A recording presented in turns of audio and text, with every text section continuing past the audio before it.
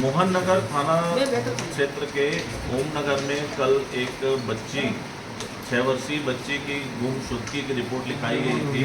ये बताया गया था कि वो नवरात्रि के पर्व पर अपने यहाँ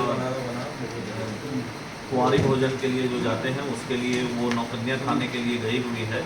अपनी दादी के यहाँ गई, वहाँ से वो कहाँ गई ये पता नहीं चला, जिस पर मोहन नगर थाने में गुमशुदगी का और अपहरण का अपराध पंजीबद्ध किया गया। लगातार खोजबीन किया गया। इस बीच में किसी प्रकार की कोई सुराग नहीं मिल रहे थे, बस मिसगाइड होते रहे।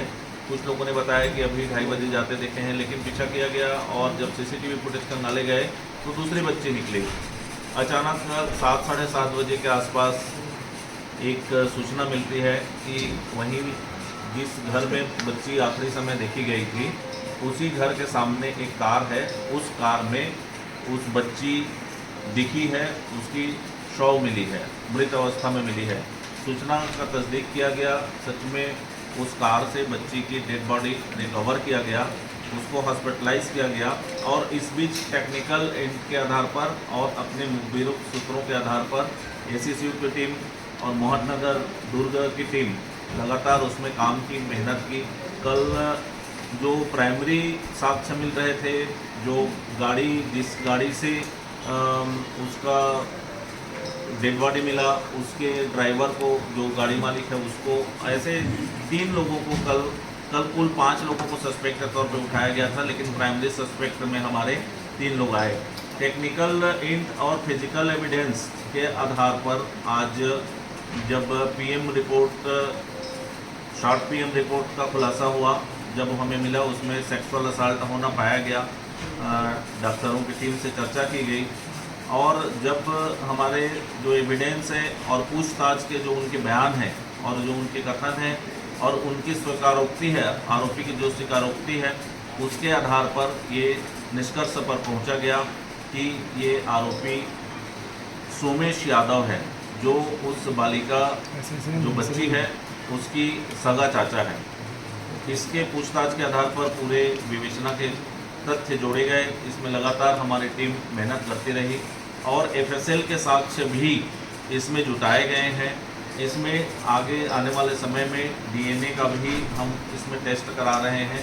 आगे और भी जो फिजिकल एविडेंस, भौतिक साक्ष्य है, वो संग्रहित किए जाएंगे और कठोर से कठोर दंड तक पहुँचे। इसमें हम ये भी कोशिश कर रहे हैं कि ट्रायल इसका फास्ट हो, फास्ट ट्रैक कोर्ट में रेपिड ट्रायल हो, इसका 6 महीने में इसका ट्रायल हो जाए और आरोपी को सज़ा मिल सके। इसके लिए भी ये हमारा जो चिन्हांकित अपराध में इसको रखा गया है और इसमें लगातार हम काम करेंगे आगे भी, जब तक कि इस केस में कोर्ट ट्रायल में भी हमारी टीम काम करते रहेगी, जब तक कि आरोपी को हम कठोर दंड ना दिला दें।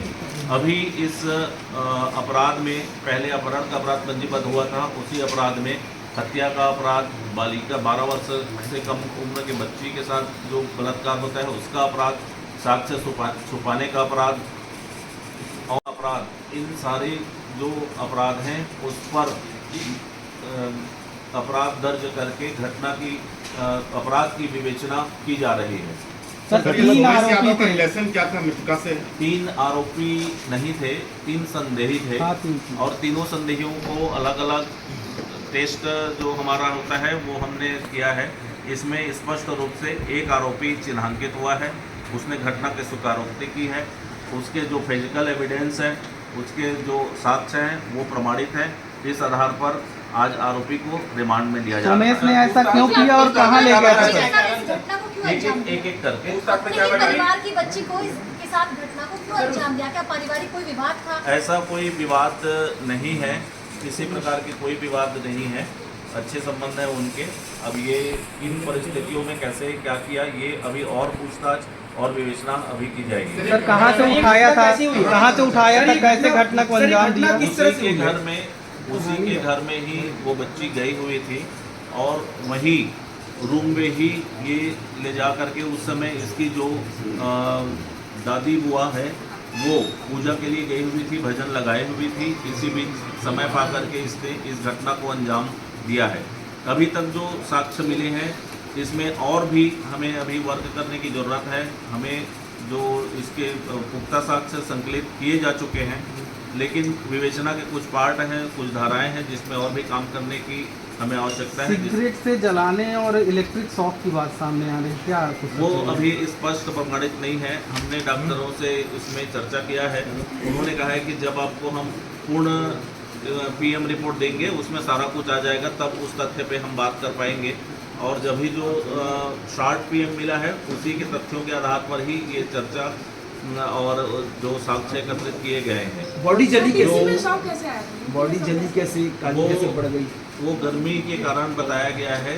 जब उसको मौका पा करके उसने, एक बात है इसमें कि वो जो कार वहाँ खड़ी रहती थी उसका एक दरवाज़ा लॉक नहीं होता था, खुलता था, ये सबको मालूम था। वो कार हमेशा वहीं खड़ी रहती थी और इतनी गर्मी में, धूप में वहाँ पर जब रख दिए तो वो बॉडी जो पतोले आए थे, जो कालापन आया था, वो गर्मी की वजह से आया था, ऐसा विशेषज्ञों का कहना है। सर ये कार में डेड बॉडी को रखा, टर्न मतलब मामले को टर्न करना चाह रहा था। इसीलिए हमने साक्ष्य छुपाने का भी उसमें अपराध पंजीबद्ध किया है, वो धाराएं ऐड किया है। सर आरोपी थे, आरोपी थे मानसिक विक्षिप्त थे ये लोग।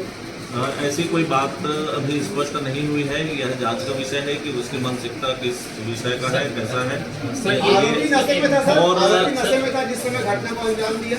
अब ये सुबेरे 11 से 12 के बीच का घटना है और रात को आरोपी पकड़ा गया है, तब ऐसी कोई स्थिति नहीं थी। जब और भी हम उसके मुलाहिजा रिपोर्ट में सारी चीज़ें अभी आ जाएगी तो करेंगे। इस विषय में हम और जो अपडेट्स आते रहेंगे वो बीच बीच में हम प्रेस रिलीज जारी करते रहेंगे। सोमेश चाचा ने क्या कहा? पुलिस पर मारपीट का आरोप लगा रहे हैं। 24 साल।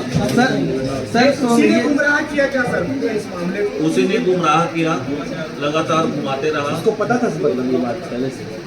सर ये जो है इसके साथ एक और गुमराह था ना? चाचा है भाई एमएस के साथ कॉल आया लगभग 7 बजे।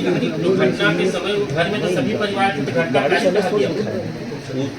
ऊपर छत में है और उसकी जो दादी बुआ है, बुआ दादी, उसने भी स्पष्ट बताया कि ये इस बीच में मैं पूजा करने के लिए चली गई थी और भजन लगा दी थी, इस वजह से वो भी उस टाइम को मिस कर रही है, आधा घंटे को इस टाइम पे हुआ। सर इतने संदेही उठाए हैं। दरमियान में क्या घर वाले उसको नहीं देखे? आधे घंटे तक उसने इसी और उस अलग अलग अभी और भी बयान लिए जाने हैं, लोगों के भी, घर वालों के भी बयान लिए जाने हैं। इसीलिए आज हमने 4-5 लोगों को भी उठाया था। अभी चूंकि घर में गमी है तो अभी हम लोगों ने उनको वापस छोड़ दिया है। अभी और भी बयान आएंगे, जो भी तथ्य रहेंगे आपके सामने आ सर जाएंगे। ये पूरा प्लानिंग के साथ इस घटना को अंजाम दिया है क्या आरोपी ने? पूरी प्लानिंग की था, पहले से प्लान किया था क्या? जो ऐसा अभी स्पष्ट नहीं है ये किस रूप में प्लानिंग किया गया था और क्या उसकी सोच थी, ये जांच का विषय है। पुलिस पर बच्ची के साथ और उनके जो दादी बुआ थी उनके साथ मारपीट का आरोप उन लोगों ने लगाया कि पुलिस ने ऐसा बिल्कुल नहीं है, कोई मारपीट नहीं की गई है।